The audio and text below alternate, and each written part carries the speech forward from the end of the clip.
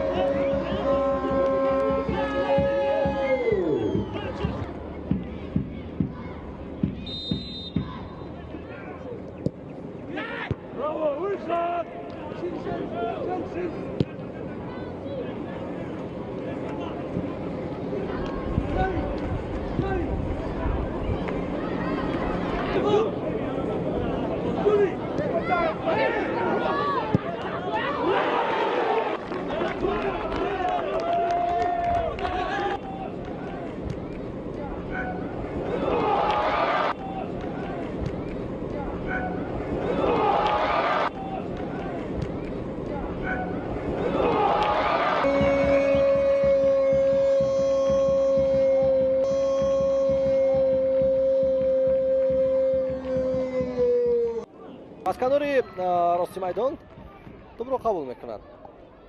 شیروز شریفوف پرتاب اجرا میکند. بدرک از جای خود پیش برآمد.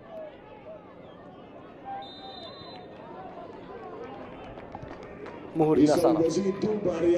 نخستین گل کامران در این موسم لیگ برتر تاجیکستان.